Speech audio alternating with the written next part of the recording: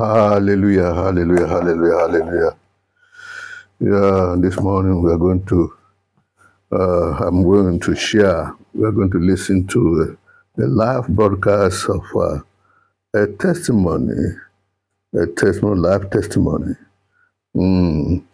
It's titled Operation Rescue.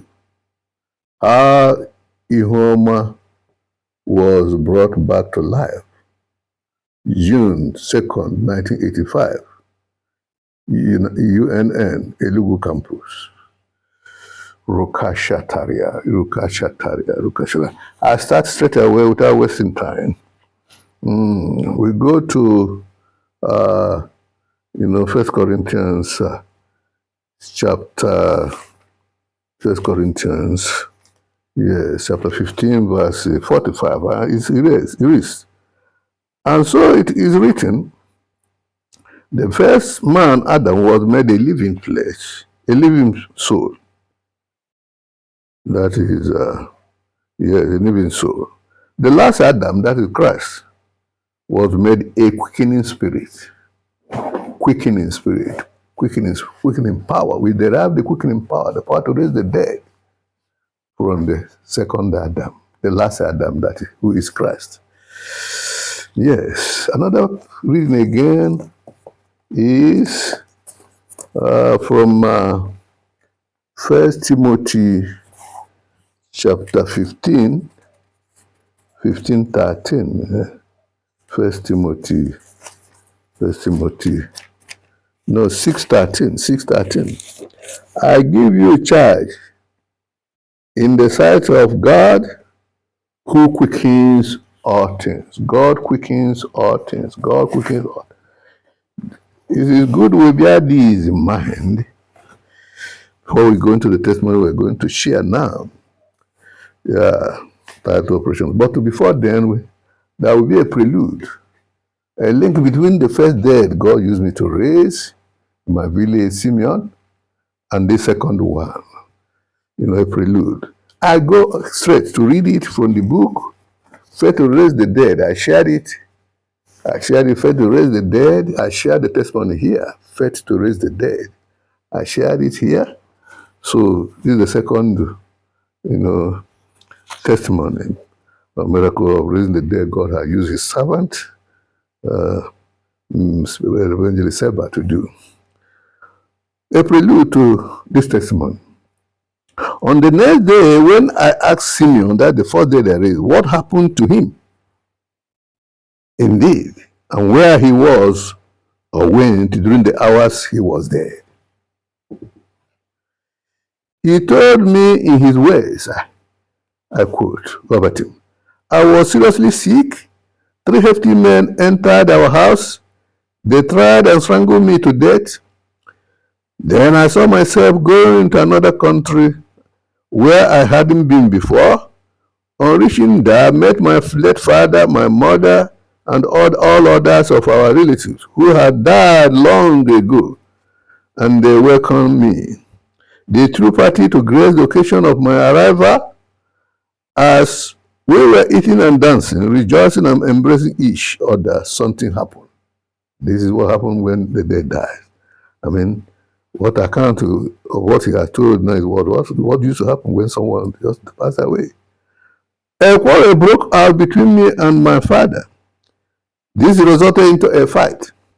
As we were fighting, I found myself escaping back from them, and suddenly I saw myself in this life once again. It was then that I saw you. He saw me. I was alone with the body. I chased the 3 elders out of the parlor, the room where he was, and locked it up. So when he woke up, I was the only person he saw. I had to ask him. So I was very happy having been rescued from their hands. When I started the operation to rescue him, a fight broke between him and his father. They wanted him in the land of the dead, but I said, no. So this is a prelude. Beloved in the Lord, you need to watch a dead person come back to life. It is a thing of joy to watch as it happens. Life does not stop here on earth. You will either be in heaven with the Lord or in hell with the devil. There is no doubt about that. What Simeon narrated to me is simple truth. When this testimony about how this young man came back to life was given by me in the campus during Mission 85, organized by a sister fellowship, Christian Union, CU, it touched all who were there. After the crusade, the Nifest Zonal magazine, Anambra Benue, carried the story on its 24th page. It reported thus: Elijah's method still works. You can see it, Elijah's method still works. Elijah's method still works. Elijah's method still works. The story went this way. It went this way. Elijah's method of operation in bringing back to life the son of the Shunammite woman, 2 Kings chapter 4, verse 32 to 36, still works. This was applied by a brother from the University of Nigeria Enugu Campus in October 1984 during last long vacation, when God prompted him to act in faith and bring back to life a dead young man in his village. Giving the testimony during the CU Mission 85 program, the brother narrated, I quote, I came into the compound. I decided to apply Elisha's method. I wanted to prove God.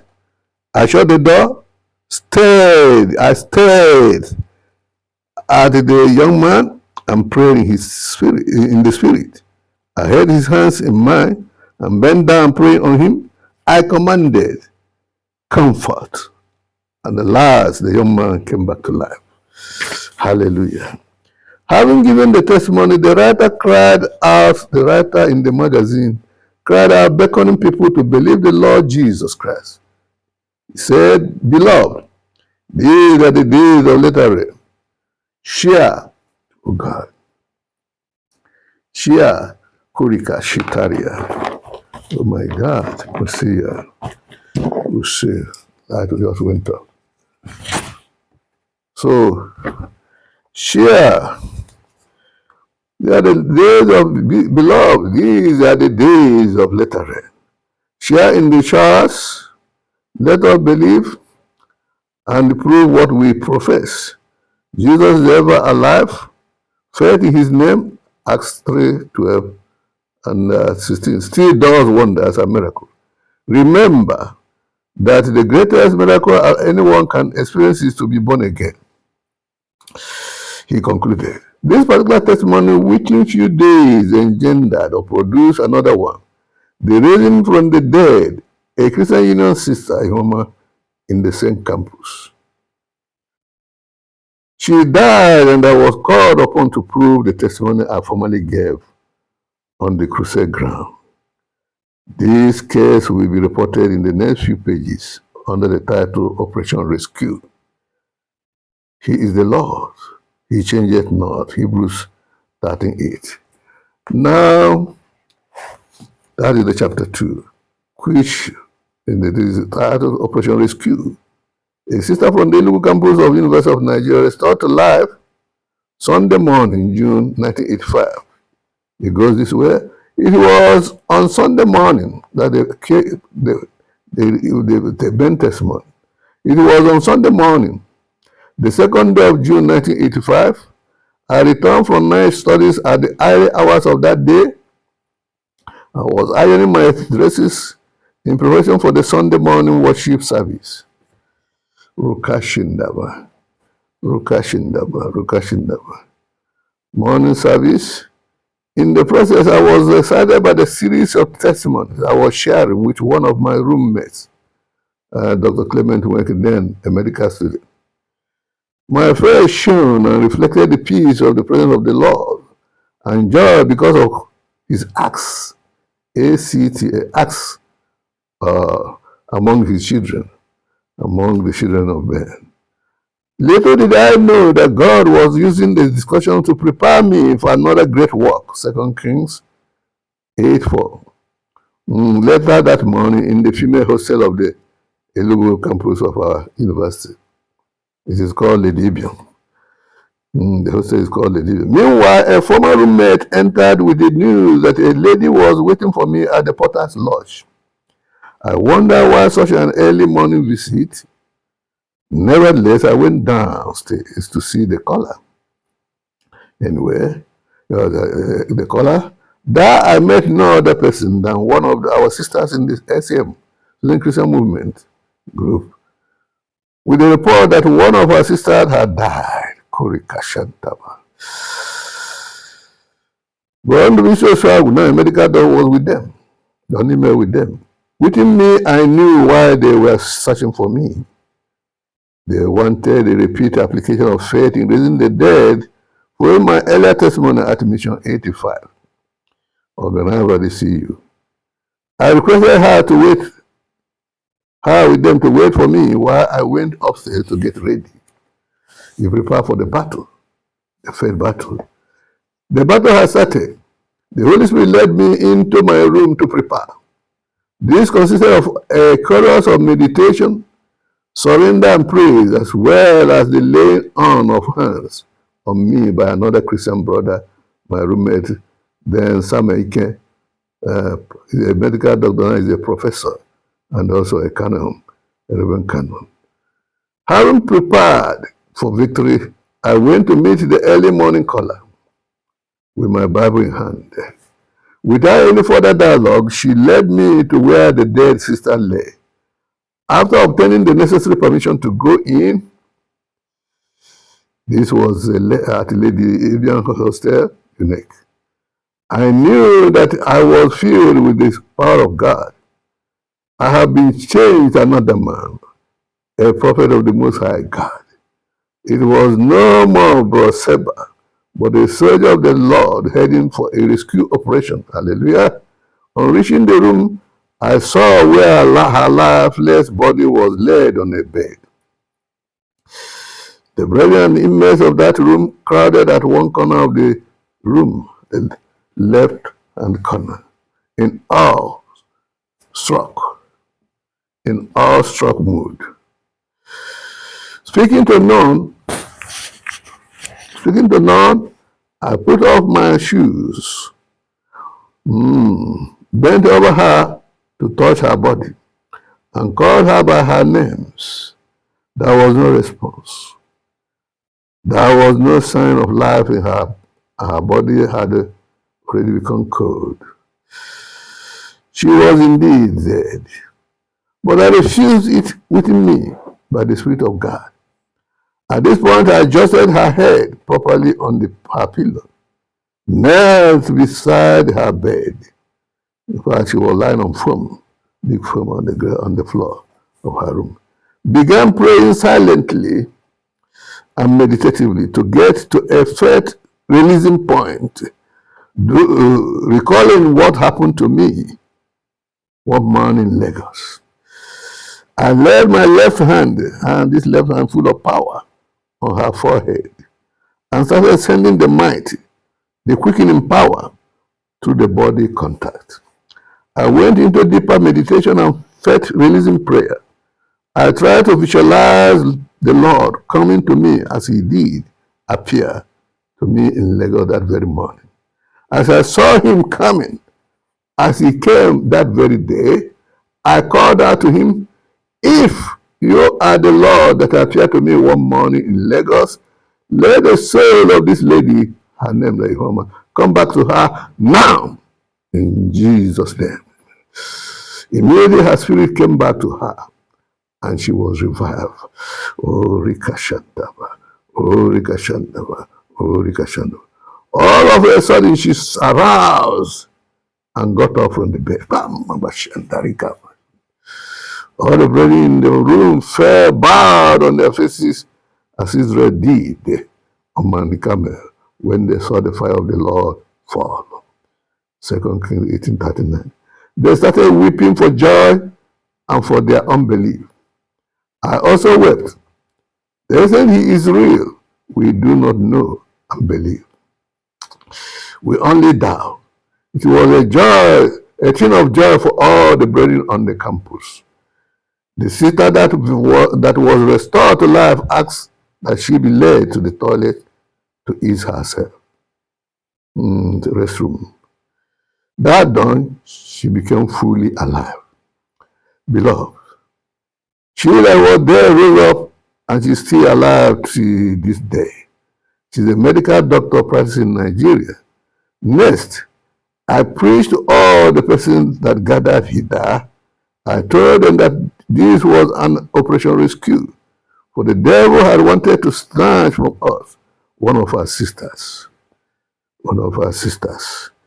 As the car snatches a chick from the mother in the noonday. But God had arrested her from his hands for us. Our Lord is God, and only him alone is able to get our sister back to us again. Hallelujah. Alive. Again alive. Hallelujah. Oh, the title of this chapter, Operation Rescue.